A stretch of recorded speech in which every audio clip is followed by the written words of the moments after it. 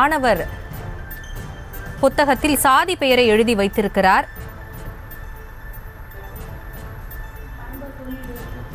அப்படி சொல்லிட்டு அப்புறம் சும்மா பெஞ்சில் தட்டினாங்க. அதுக்கு எப்பவுமே காலைக்காரன் புத்தி கரெக்டாக காட்டுறாங்க அப்படின்னு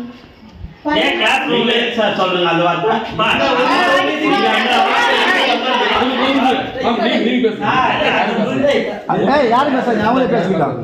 பெஞ்சில் தட்டுறது எல்லாருமே தட்டுவாங்க, காலைக்காரன் மட்டும் தான் தட்டுவானா? அதை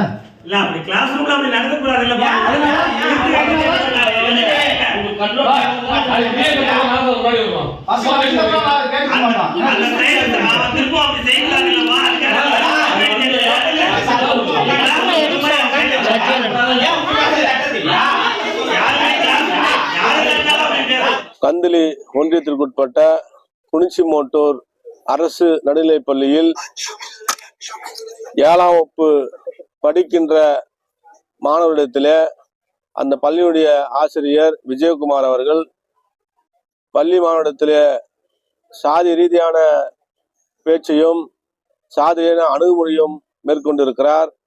அது குறித்து பெற்றோர்கள் கேட்டதற்கு என்னை யாரும் எதுவும் செய்து முடியாது, நான் அவ்வாறு தான் பேசுவேன் என்று சாதி வன்மத்தோடு பேசியிருக்கிற அந்த விஜயகுமாரை உடனடியாக துறை ரீதியாக நடவடிக்கை எடுக்க வேண்டும் மற்றும் காவல்துறை அப்படி சாதி ரீதியாக செயல்பட்ட விஜயகுமார் மீது அரசமைப்பு சட்டம் சொல்லுகின்ற வகையில தாழ்த்தப்பட்டோர் மற்றும் வன்கொடுமை தடுப்பு சட்டத்தின் கீழ் கைது செய்து உரிய சட்ட நடவடிக்கையும் என்று எடுக்க வேண்டும் என்று பெற்றோர்களும் மற்றும் விடுதலை சிறுத்தைகளும் கோரிக்கை வைத்தோம். மாணவனின் புத்தகத்தில் சாதி பெயரை எழுதி வைத்த ஆசிரியரை பணி நீக்கம் செய்ய வேண்டும் என்று விசிகவினர் பள்ளியை முற்றுகையிட்டதால் பரபரப்பு ஏற்பட்டது. இது குறித்த கூடுதல் விவரங்களோடு இணைகிறார் எமது செய்தியாளர் நித்யானந்தன். இது குறித்தான முழு விவரங்கள்.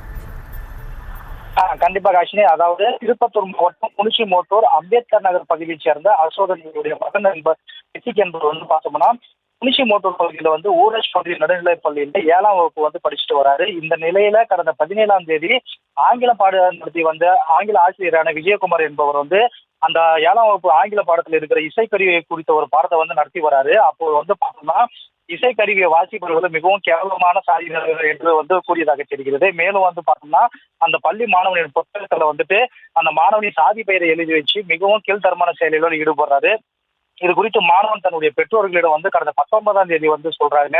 அப்ப பெற்றோர்கள் மற்றும் விசிகாரர் பள்ளியை கேட்கும்போது அந்த ஆசிரியர் அதோட தகாத வார்த்தையில பேசுவதாகவும் மேலும் பார்த்தோம்னா உங்களால என்ன செய்ய முடியுமோ செஞ்சுக்கிற முறையற்ற பதில் தெரிவித்ததாக தெரிகிறது.